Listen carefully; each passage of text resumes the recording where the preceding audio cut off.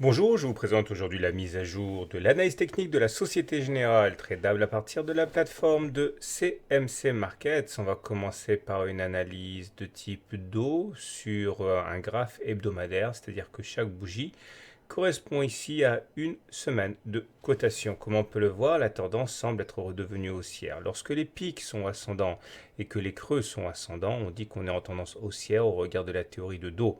Par contre, lorsque les pics deviennent descendants de même que les creux, là, par contre, la tendance est baissière. Or, comme vous pouvez le voir, on a clairement dépassé le précédent sommet. Donc, au regard de cette théorie, maintenant, c'est fait. On est en tendance haussière.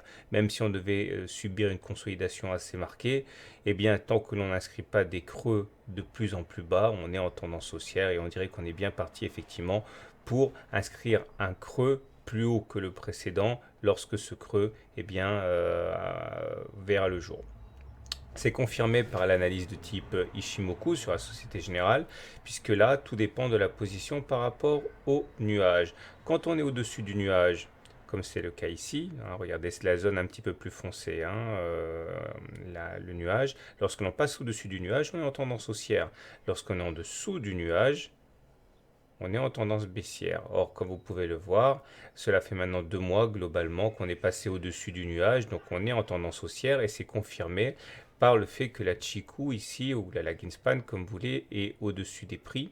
Donc clairement, on a le feu vert, la tendance est haussière. Et elle restera tant qu'on ne rentrera pas à l'intérieur du nuage.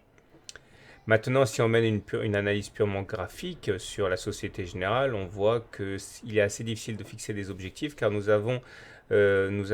étions en train d'évoluer à l'intérieur d'un canal géant pendant quasiment une année. Une fois que ce canal a eu été cassé ici, l'objectif était assez facile à tracer puisqu'il s'agit de prendre la hauteur du canal que l'on reporte au-dessus du point de cassure et on trace une oblique parallèle. On voit que cet objectif a été rallié ici. Maintenant qu'on a passé cet objectif, le prochain objectif semble être celui qui correspond à cette zone de résistance ici, comprise entre globalement début 2014 et fin du premier trimestre 2014, globalement entre les 47 et 49 euros. Et lorsque l'on regarde l'analyse technique de la Société Générale, on voit qu'effectivement les choses sont en train de se décanter. Tout d'abord, remarquez les bons signaux que nous avons obtenus grâce aux indicateurs techniques. Lorsque le MACD a croisé son signal à la hausse ici, on a eu un signal haussier qui s'est effectivement avéré porteur. Le stochastique est rentré dans sa zone de surachat, c'est-à-dire au-dessus de 80 un petit peu plus tard, c'était également un signal haussier. Et le momentum, un petit peu entre les deux, a basculé positif ici. Et c'était effectivement une conjonction d'éléments très porteurs pour assister à une hausse de la Société Générale. On remarquera quand même deux choses. Un, qu'il y a une divergence baissière sur le momentum, puisque pendant que la Société Générale fait des plus hauts, on voit que le momentum, lui, ne fait pas de plus haut. Ça fragilise un petit peu la hausse, la tendance haussière. Surtout qu'on voit que nous sommes en train de casser cette oblique de support ici.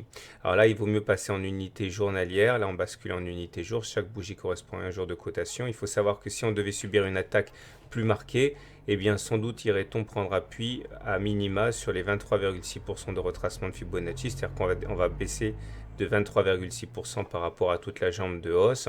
Ça voudrait dire qu'on a un support fort aux alentours de 44,2 euros. Donc si on fait un bilan, la tendance est haussière au regard de la théorie de dos car les pics et les creux sont maintenant devenus ascendants. Elle est haussière au regard du système Ishimoku parce qu'on est au-dessus du nuage. Au niveau de la configuration graphique et technique, c'est pas mal. Il faut s'assurer simplement que les prochains supports tiennent. Alors là, le prochain support solide, il est à 44,2 euros. C'est le niveau de 23,6% de retracement de Fibonacci que j'ai signifié ici. Et la prochaine résistance, eh bien, c'est les précédents tops ici à 47 euros. Voilà, je vous souhaite une bonne semaine. Je vous rappelle que cette analyse n'est que technique et ne tient pas compte des fondamentaux des valeurs qui doivent primer dans la décision d'investissement. À très bientôt pour une mise à jour.